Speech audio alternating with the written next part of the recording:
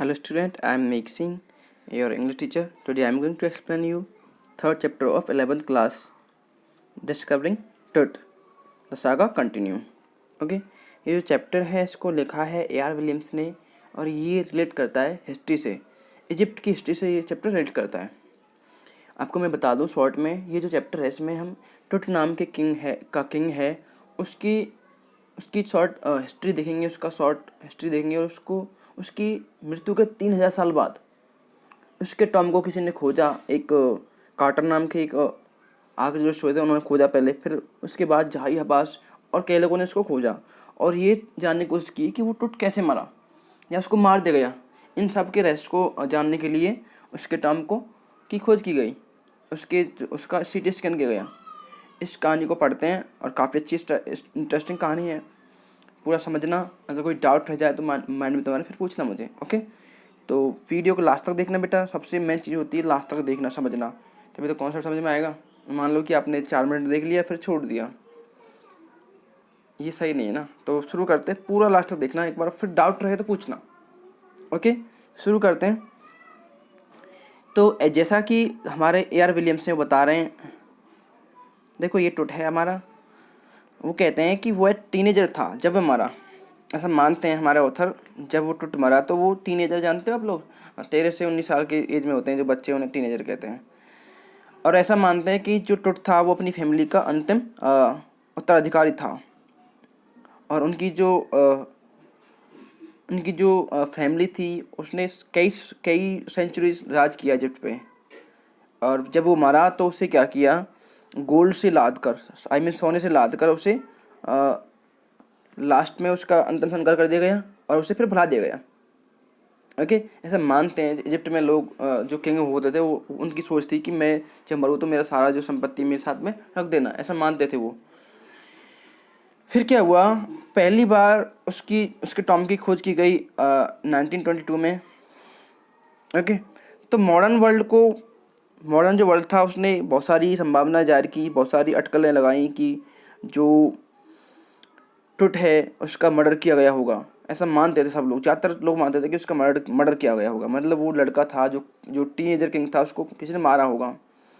अब क्या है कि अब लगभग 80 साल बाद, वर्षों 80 ईयर्स बीत गए हैं। जो ये टॉम है, ओके, इसकी जांच के लिए फिर से इसको ना फिर से इसकी दोबारा से जांच करने का प्लान बनाया है कुछ आर्कियोलॉजिस्ट ने। ओके, ताकि जो इसकी जो डेथ है, लाइफ है, उसके बारे में कुछ जानकारी गेन कर सकें। क्लियर। ये वॉइस फेरो क्या होता है, फेरो एक किंग की उपाधि होती है जो इजिप्ट के लोगों के द्वारा दी जाती है। जैसे किंग कहते हैं ना, किंग राजा, तो वहाँ पे जो किंग को फेरो कहते थे, फेरो। ओके, तो फर्स्ट पैराग्राफ पूरा हो गया। सेकंड में देखते हैं क्या होता है। अब वहाँ का जो हमारे जो ऑथर है बताते हैं कि भाई एक एंग्री हवा थी, उसने क्या किया, उसने जो घाटी थी, ओके, तो उसने उसमें क्या किया, उसमें बहुत सारे डस्ट को उसने स्टिर कर दिया। मतलब डस्ट से बहुत सारे ऐसे लगा कि घोस्ट हों, भूत हों। डस्ट को उसने देर से हवा चली होगी, जैसे मान लो कि आपका राजस्थान है, रेगिस्तान है, डेजर्ट है, उसमें हवा चल रही तो बताया आपको कि बहुत सारे ऐसा लगता है कि कोई डेविल्स हों, ऐसा लगा। तो ऐसे करके जो वैली थी, जो डेथ ऑफ वैली थी, उसमें क्या हुआ, ऐसे ही करके हवा स्टार्ट हुई तो उस पर ऐसा लगा कि घोस्ट हों, ऐसे लगा। और बड़े बड़े जो बादल थे वो भी जो सन थे उनको छुपाए हुए थे, स्टार को छुपाए हुए थे, सॉरी सन नहीं, स्टार्स को छुपाए हुए थे, जिससे मान लो कास्केट ग्रे में छुपा रखे हैं। मतलब कि जो बादल थे उनसे जो स्टार थे ना, वो दिख नहीं रहे थे, छुप रहे थे। और ये लगभग शाम को 6 बजे की बात थी और 5 जनवरी 2005 की बात थी। अब देखो, पहली बार 1922 में उसको टॉम को खोजा। अब ये बात हो रही है 2005 की, जनवरी की। तो वर्ल्ड की सबसे फेमस जो मम्मी थी, मम्मी जानते हो, डेड बॉडी होती है जो बहुत पुरानी होती है, उसे स्केलेटन कह लीजिए। ओके, उसका सीटी स्कैन हुआ ताकि उसमें बहुत सारे जो रहस्यमयी जो बातें हैं उनका सामना उनको उजागर किया जा सके। ओके, जिसका जो किंग था लगभग 3300 ईयर पहले जो मरा था, उसका सीटी स्कैन हुआ, उसकी बॉडी का, उसकी मम्मी मतलब जानते हो, जो स्केलेटन था उसका स्कैन हुआ ताकि जो किंग मरा था उसके रेस्ट के बारे में कुछ जानकारी ले सकें। अब हुआ ये, पूरी दोपहर को क्या हुआ कि बहुत सारे टूरिस्ट थे वो उमड़ रहे थे, वो मतलब लाइन में खड़े हुए थे, और ऐसा लगा कि वो जैसे मान लो कि जो 26 फीट का एक अंडरग्राउंड एक टॉम में एक 20 फीट नीचे था, टॉम जो था 26 फीट नीचे था। तो वहाँ पे लोग इकट्ठा हो रहे थे, और जो वॉल्स पे मुराल्स जानते हो क्या होता है, कुछ टाइप की पेंटिंग मान लीजिए, या फिर कुछ मान लीजिए कुछ लिखा हो इस टाइप का। तो मुराल्स से उनको देख रहे थे, ओके, उनको निहार रहे थे उस चैम्बर में, उस बरियल चैम्बर में, मतलब उस टॉम में नीचे जाके जो टूरिस्ट थे इकट्ठा हो रहे थे और टुट के फेस को देख रहे थे। जो टुट की जो सबसे जो ज़्यादा अट्रैक्टिव जो उसका फीचर था, उसका था आउटर कफिन था। जो टुट था, जैसे मान लो कि जैसे कब्र होती है ना, ऐसे उसको दफना दिया गया, तो उसका जो आउटर कफिन था उसका सबसे ज़्यादा अट्रैक्टिव वो था। और कुछ लोग थे जो विजिटर से थे, वो क्या कर रहे थे, वो गाइड बुक्स में कुछ पढ़ के और विस्पर कर रहे थे। जैसे मान लो कुछ पढ़ रहे हों और फिर आपस में बातें कर रहे हों धीरे धीरे करके, और अदर जो बाकी थे वो शांत खड़े हुए थे, और शायद वो सोच रहे थे टुट की अनटाइमली डेथ के बारे में, कि टुट कैसे मरा होगा, ऐसे सोच रहे थे कुछ लोग। कुछ लोग तो आश्चर्य कर रहे थे और काँप रहे थे। वो मतलब काँप रहे थे, उन्हें लगा था कि ये अगर हम लोग ऐसा करेंगे तो क्या है कि जो जो ये फ़ैरो है उसका अभिशाप, वो मतलब अभिशाप देगा और हमें बहुत सारी प्रॉब्लम्स आ जाएंगी, या तो हम मर जाएंगे या फिर हम बहुत सारी प्रॉब्लम्स फेस करेंगे, ऐसा सोचते थे वो उस टाइम पे। ओके, तो आगे क्या होता है कि जो मम्मी थी उसकी टुटकी बहुत ही बुरी हालत में थी, ऐसा जाही हवास कहते हैं। जाही हवास जो इजिप्ट के जो सुप्रीम काउंसिल ऑफ एंटीक्विट्स है, मतलब पुरातत्व विभाग है, उसके अध्यक्ष हैं जाही हवास। वो कहते हैं कि जो 1920s के टाइम में, मतलब 1922 में जब कार्टर ने जो कुछ किया, तो उससे जो ये टुट की मम्मी थी, उसकी बॉडी थी, ये बहुत ही बैड हालत में थी, बहुत ही बेकार हालत में थी। अब फिर क्या हुआ, पहले तो हमारा जो जाही हवास है वो क्या करता है, वो उस पर झुकता है, इस पर लीन करता है, मतलब बॉडी को देखता है आराम से, और फिर कहता है कि हाँ वो कार्टर, ओके, वो कार्टर कौन था, एक ब्रिटिश आर्कियोलॉजिस्ट था, ठीक है, और जिसने 1922 में इस टॉम को खोजा पहली बार, और लगभग उसने बहुत सारी साल उसने व्यर्थ में गवा दी। उसने बहुत सारी साल एफर्ट किया, करता गया, बाद में वो सक्षम हो गया खोजने में। ओके, इसके बाद क्या होता है कि जो कहता है कि इसका जो ये टॉम है, इसको लगभग कई बार लूट लिया गया, लेकिन फिर भी ये कंप्लीट था। हालांकि इसको कई बार लूट लिया गया था, लेकिन फिर भी ये कंप्लीट था, ऐसा मानते हमारे जाही हवास।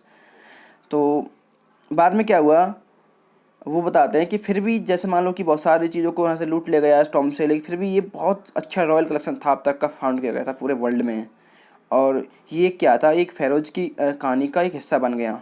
फेरो जानते हो, जो इजिप्ट के किंग होते हैं ना, फेरो कहते हैं। अब क्या था कि इसमें बहुत सारे जो गोल्ड के सामान थे, ओके, और उनमें बहुत सारी चमक थी, और उस चमक को देख के लगा था कि वास्तव में ही जो पुनर्जन्म है उसका कोई औचित है भी या नहीं भी। उसे लगा कि हाँ पुनर्जन्म जो पुनर्जीवन है वो हो सकता है, पॉसिबल है, ऐसा लगा था उन ऑर्नामेंट्स को देखकर। अब हुआ ये, आगे क्या होता है कि जो अचानक क्या होता है, जो टुट को ना जैसे ही टुट को जो नीड थी, अब वो बाद में टुट के बारे में हमारे जो जाही हवास से बता रहे हैं कि जो टुट को ना, जो वहाँ की परंपरा थी उसके अकॉर्डिंग जो सारा सामान था जो उसको जो लाइफ में वो उसके लिए यूजेबल था, उसको साथ में उसे दफना दिया गया। जैसे मान लो कि उसके लिए यहाँ पे बोर्ड गेम्स रख दिए, ब्रॉन्ज रेजर रख दिया, और अंडर गारमेंट्स रख दिए, और खाने के लिए फूड रख दिया, और वाइन रख दी, मतलब बहुत कुछ रख दिया। जो भी कुछ वो किंग डेली लाइफ में यूज करते थे वो सारा कुछ उन्होंने वहाँ रख दिया, उसमें उस ग्रेव में, कब्र में। अब हुआ ये कि कुछ मंथ फिर क्या हुआ आगे देखते हैं। अब हमारे ऑथर बता रहे हैं कि जो कार्टर ने क्या किया था कि कई मंथ तो उसने जो वहाँ पे जो सामान था उसकी जो ट्रेजर मिला था उसको केयरफुली उसने एक सूची बनाई, एक मतलब एक कैटलॉग बनाया। इसके बाद उसने क्या किया, जो एक दूसरे जो तीन जो ताबूत थे जो कास्केट थे कॉफिन के जो थे, क्या किया उनकी जांच की। और पहले को खोलने के पे उसे क्या मिला, कफन मिला जिसमें क्या था, फूलों की विलो की माला थी, जैतून वगैरह, जैतून की पत्तों की, जंगली अजवाइन और कमल की पंखुड़ियाँ ये सब था। और फूलों की जो मक्की होता है उसकी फूलों की माला, मतलब बहुत सारा सामान था। जिससे क्या था, मालूम लगाया कि हमारा जो ये सब देख के ना, ये पेटल्स हैं ये सब, तो हमारा जो कार्टर है उसने अनुमान लगाया कि जो फनरेरी है जो कि उसको दफनाया था शायद वो मार्च या अप्रैल में हुआ होगा। ऐसा कि हमारे कार्टर ने गेस किया कि भाई ये सब सामान कब कब मिलता है, मई में सॉरी अप्रैल में मिलता है या फिर मार्च में मिलता है। फिर क्या हुआ, जब वो फाइनली जो बॉडी था उस पर पहुँचा सारे कॉफिन को हटा के, तो उस ट्रैवल में आ गया हमारा जो कार्टर था, उससे मतलब प्रॉब्लम हो रही थी क्योंकि जो रायन थी वो बहुत ही हार्ड थी। आई मीन जो जिससे वो जो बॉडी चिपकी हुई थी, जो राल थी बहुत कठोर थी, बहुत टफ थी, जैसे चिपकाते हैं तो वो बहुत टफ थी, टूट नहीं रही थी वो, मतलब खुल नहीं रही थी। और बहुत ही ज़्यादा बॉटम में जमी हुई थी, जैसे मान लो कि कोई सीमेंट से जमी हुई हो। और उसने बहुत सारा फोर्स लगाया लेकिन कुछ भी नहीं हुआ। फिर कार्टर ने क्या किया, कार्टर ने लिखा कि भाई क्या किया जाए, ऐसा लास्ट में लिखा उसने क्या किया जाए इसका। अब हुआ ये, कार्टर अब अपना दवा से एफर्ट करता है, तो क्या करता है कि सनशाइन था ना उसमें क्या करता है, वो अपना एफर्ट करता है, वो क्या करता है कि वो ऐसा सोचता है कि मान लो कि ये जो धूप है ना, इससे क्या होगा, जो टेम्परेचर बढ़ेगा कॉफिन का और ये खुल जाएगा, क्योंकि इजिप्ट में काफ़ी धूप होती है, ऐसा कार्टर का मानना था।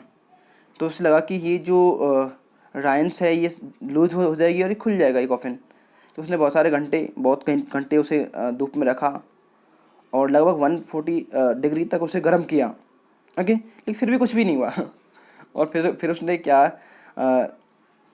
फिर क्या होता है, फिर कुछ भी नहीं हुआ तो फिर क्या हुआ, फिर वो साइंटिफिक उससे कहता है कि भाई जो किंग है, जो फेरो है, उसके अगर रिमेंस को हमें उठाना है तो हमें क्या है, उसको ना नीचे से चिल्स अवे करना होगा, मतलब उसे काटना होगा। उसके जो लिम्स हैं और ट्रंक है, जो उसका धड़ है, वहाँ से मतलब जो भी मेटेरियल उसको छेनी से अलग करना होगा, ऐसा वो कार्टर लिखता है। क्योंकि उसे डर था कि मान लो कि अगर ये सब ना होता तो क्या होता कि चोर उसको ले जाते, क्योंकि जो गोल्ड था उसमें बहुत सारे ऑर्नामेंट्स थे, बहुत सारे ज्वेलरी थी। तो कार्टर ने क्या किया, कार्टर ने अपने डिफेंस में बहुत ही कुछ, उसके पास बहुत ही कम विकल्प थे। तो उसने क्या किया, उसने ये एक्सक्यूज दिया, यदि मान लो कि मैं इस मम्मी को, इस बॉडी को काट कर अलग नहीं करता तो चोर क्या है इसको श्योरली इसको लूट ले जाते। वो गार्ड को चकमा देते और लूट ले लेते इस पूरे ट्रीजर को, ऐसा बोलता है वो। ओके, और वो बोलता है आगे, ऑथर बोलते हैं कि टुट के टाइम पे जो रॉयल्स थे वो काफ़ी वेल्थी होते थे, बहुत ही अमीर होते थे।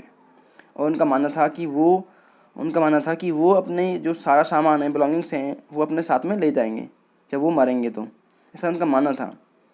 और टुट को भी सेम उसी हिसाब से उसको चमकते हुए चीज़ों में और प्रीशियस कॉलर्स में और नेकलेस में, ब्रेसलेट्स में और एम्यूल्स में, रिंग्स में, सेरेमोनियल अप्रॉन में और सैंडल्स में, शीश में, जो शीश जानते हो जिन्हें कहते हैं अंगूठे होते हैं जो उंगलियों में पहनते हैं ना, उंगलियों में उनमें पहनते हैं वो होते हैं, फिंगर्स के टॉय के, इन सब चीज़ में उसे मतलब इन सब चीज़ों को साथ में से रख दिया गया था टुट के लिए, क्योंकि उसका मानना था कि उन लोगों का मानना था कि ये सब चीज़ें उनको नीड होंगी।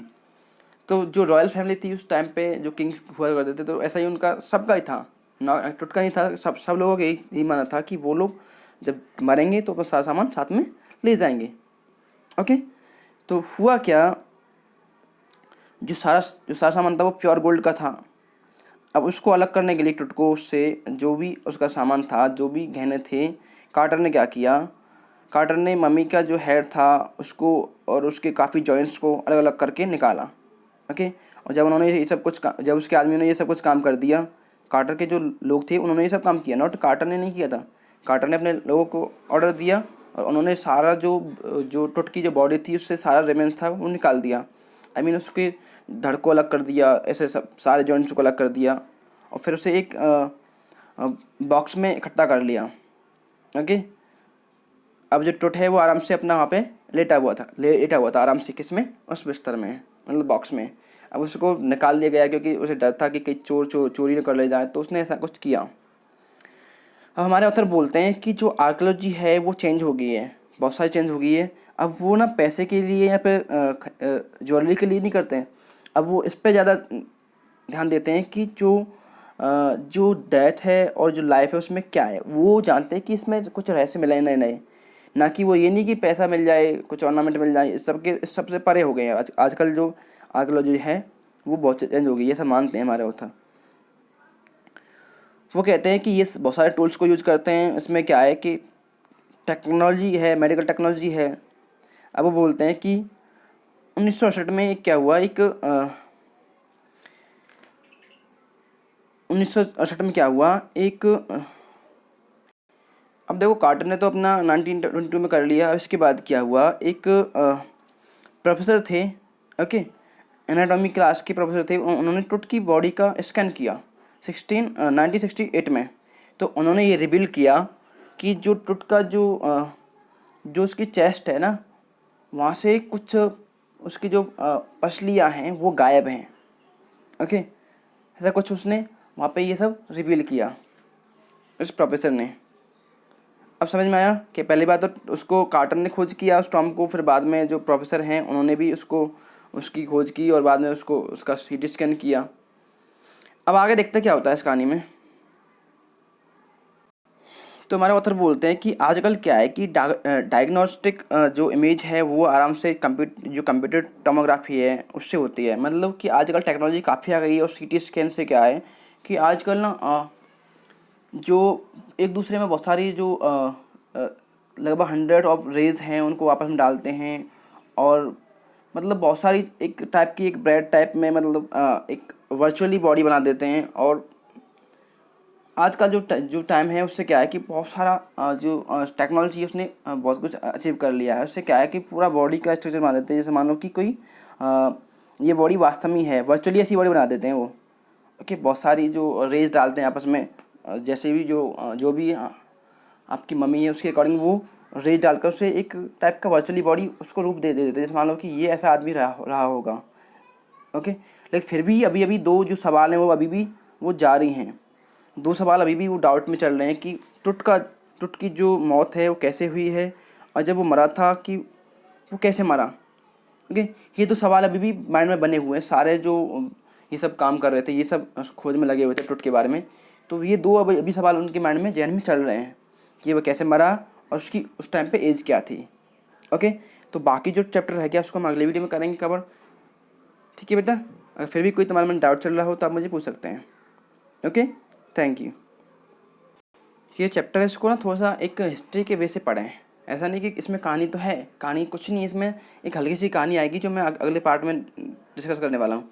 कहानी कम है, इसमें क्या है कि आपका एक हिस्ट्री से रिलेट करता है। ओके, और मान लीजिए कि टेक्नोलॉजी से भी थोड़ा सा रिलेट करता है कि स्कैन वगैरह कैसे कैसे, ठीक है, ये सब है। ओके, तो इसको ढंग से पढ़ना, ये काफ़ी अच्छा चैप्टर है, मेरे अकॉर्डिंग बहुत अच्छा चैप्टर है और आपको कुछ जो एंशिएंट हिस्ट्री उससे आपको वो कराएगा। Okay, thank you.